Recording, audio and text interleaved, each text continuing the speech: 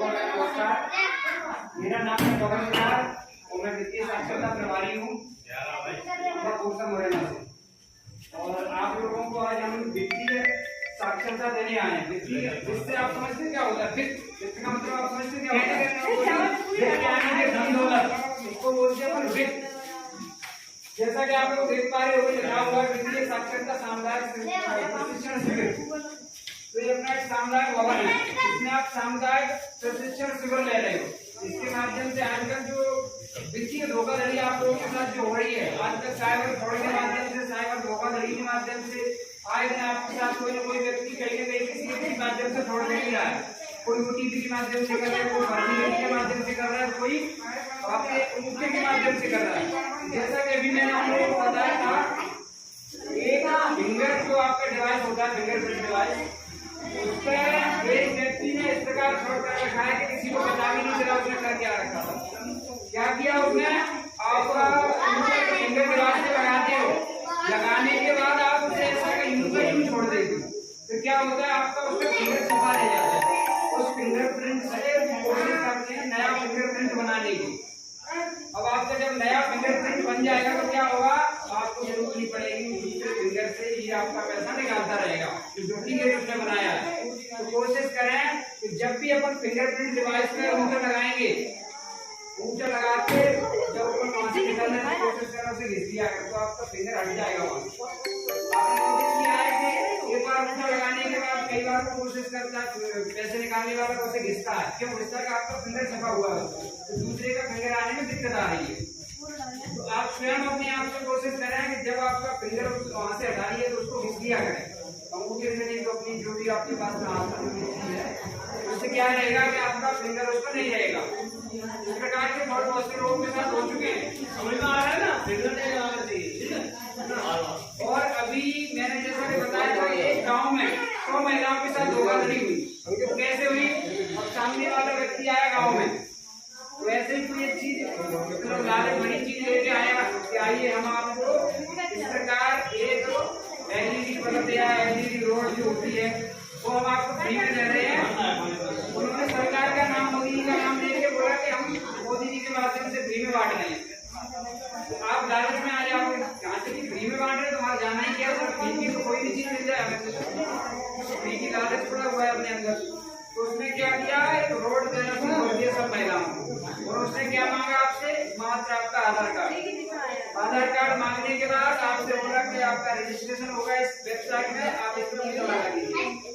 अब जैसे ही उसने आपका आधार कार्ड लिया, मुझे हुआ है तो उसने आपका नया अकाउंट खोल दिया और आपको बता के चले दिया। अकाउंट का मतलब खाता खोल दिया जिसमें आपका पैसा आता है महीने। जैसे ही उसने खाता खोला, अब उसमें एक भारत सरकार की जो महत्वपूर्ण प्रणाली है जिसका नाम है डीबीटी, हिंदी में बोलो तो लाभ प्रत्यक्ष प्रणाली, इसके माध्यम से डायरेक्ट आपके खाते में लाभ मिलता है। उसका नाम ही है डायरेक्ट बेनिफिट ट्रांसफर, शॉर्ट में बोलते हैं उसको डीबीटी।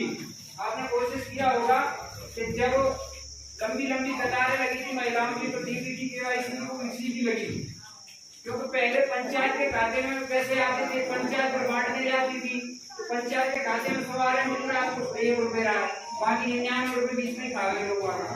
तो अब सरकार जब 1250 आपके खाते में डाल रही है तो सीधा आपके खाते में आ रही है, उसमें से किसी भी बिचौलिए का कोई सहारा नहीं लिया जा रहा है। तो इसी प्रकार वो क्या करते हैं, आके उसमें डीबीटी चालू कर देते हैं और नया खाता खोल के आपको फ्री में रोड दे जाते हैं, आपको बता भी नहीं चलने देते हमारे साथ क्या हो गया। अब उसने जैसे ही आपका खाता खोल दिया, अब उसी दिन दूसरे दिन से अगर आपकी लाड़ी महीना की भी राशि आएगी तो आपके खाते में नहीं आएगी, और जो खोल के लेगा उसमें आएगी। तो उसने क्या किया? इसी प्रकार 100 महिलाओं के साथ उसने धोखाधड़ी करी एक ही गाँव में। 100 महिलाओं को 100 CFL रोड देके गया, 100-200 रुपए की एक रोड की मांगी थी। आप जब उसने सारी चीजें दी उनको, देने के बाद वहां से निकल गया। अब अगले महीना जब आपकी 1250 की किस्त आई तो 100 महिलाओं का 1250 कर लीजिए कितना हो गया? 1.25 लाख के समथिंग रुपए उसके खाते में एकत्रित हो गया। अब 1.25 लाख उसके खाते में एकत्रित हो गया। आपको कितने का बांट के? ज्यादा से ज्यादा 5 से 10 हजार का बांट गया होगा, उसे तो फिर भी फायदा है ना। तो कोशिश करें कि कोई अनजान व्यक्ति अपने यहाँ आ रहा है तो उसके बहकावे में ना आए और लालच भरी बातों में ना आए, अपना जो चल रहा है उसी प्रकार चलने दें। अगर कोई बैंक से वेरीफाइड व्यक्ति है, बैंक से से संबंधित कोई कार्य कर रहा है तो उसे पहचान है। अगर बैंक का अधिकारी भी है तो उसको आईडी कार्ड की मांग करे, दिखाओ आईडी कार्ड कहाँ कैसे किया, क्योंकि वो कोई भी भर्ती आ जाए आपका मुद्दा लगा ले जाए, आपके साथ क्या कर सकता है आपको पता नहीं पता है। कोई भी शासकीय पैसा आता है किसी भी प्रकार का हो, आप तो ग्राम पंचायत मनरेगा का कार्य करते हो तो वो भी डीबीटी के माध्यम से आता है।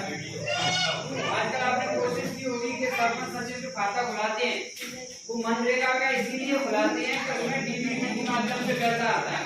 बहुत सी महिलाओं के हो सकता है कि सरपंच सचिव ने खाते खोले हो और उनके यहाँ उनकी 1250 की किस्त जारी हो, फिर वो आपको देने आते हो या आप उनसे लेने जाते हो एक्स्ट्रा जो भी है। ऐसा होता होगा ना किसी का, किसी का यहाँ होता है, नहीं होता है, नहीं होता है ना, होता होगा उसको पता लगेगा।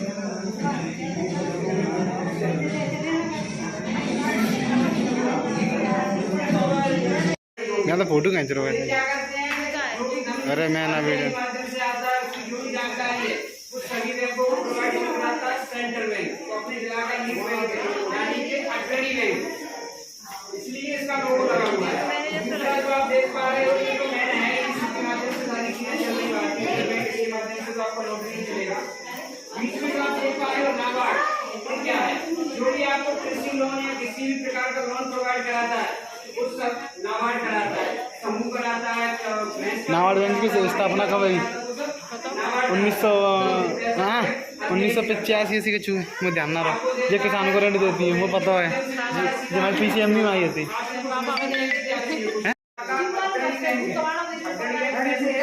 अपने जिला में इसी बैंक की सबसे ज्यादा शाखाएं हैं यानी कि ब्रांच है, जैसे बैंक में सेवा के लोग होते हैं ना वो सब इसी के हैं और इसी के सबसे ज्यादा अपने जिला में खाते हैं। आपने इस बैंक वाले कौन है जिनको तो अपन को यही कोशिश करनी है कि योजना इसी वजह से चलाई गई है कि जब अपन खाते बनाते हैं और आज से कोशिश करना है कि अपने बैंक खाते में कोई नौकरी नहीं है तो आज से उसे बोलने नहीं है कि हमें कल जाकर अपने बैंक खाते में अपना नौकरी घर का कोई लिखवाना है।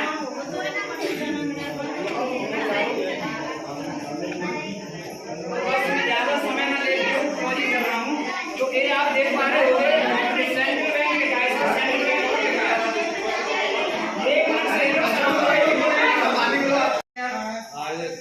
माहौल लगा के हैं, गांव के देहात के व्यक्ति हैं जो मेहनत मजदूरी करके पैसा कमा रहे हैं, उनके लिए ऐसा क्यों न कर दिया जाए कि जो पैसा इसमें एकत्रित रहता है उनको भी जागरूक कर दिया जाए, जैसे जाए, क्योंकि मेहनत मजदूरी करके वो कोशिश करते हैं कि पाई जोड़ के अपना उसमें डालते हैं खाते में कि हमारे बच्चों का भविष्य उज्जवल हो, तो उसमें जैसे ही डालते हैं उनके साथ हादसा हो जाता है। ऐसा आरबीआई के पास करोड़ों रुपए पड़ा हुआ है और उससे हम आप लोगों को जागरूक कर रहे हैं। ये परमिशन नहीं देगा तो कोई बैंक नहीं चलेगी, तो आप ये मत सोचो कि बैंक खराब है वो बैंक अच्छी है, बैंक सभी अच्छी है क्योंकि लाइसेंस तो उसको यही दे रहा है, इसी की परमिशन सभी बैंक चल रही है। तो अब सभी बैंकों में जिनके खाते में उनका पैसा जमा है वो व्यक्ति बहुत से भारतवर्ष में लाखों व्यक्ति चल रहा है और लाखों व्यक्ति के खाते में 1 रुपए भी हो तो लाभ हो गया और उस प्रकार का 90% लोग तो निकाल नहीं पाते हैं। थाना कोर्ट कचहरी की चक्कर कौन लगाएगा, बैंक में इतना घुमाएंगे कि आपको पैसा देंगे ही नहीं, तो इसमें अगर आपका नॉमिनी होगा तो आपका पैसा बड़ी ही आसानी के साथ आपको मिल जाएगा, क्योंकि आप सोचो घर में अपन खेती बाड़ी में भी किसी घर के बच्चे को बारिश दिखाते हैं,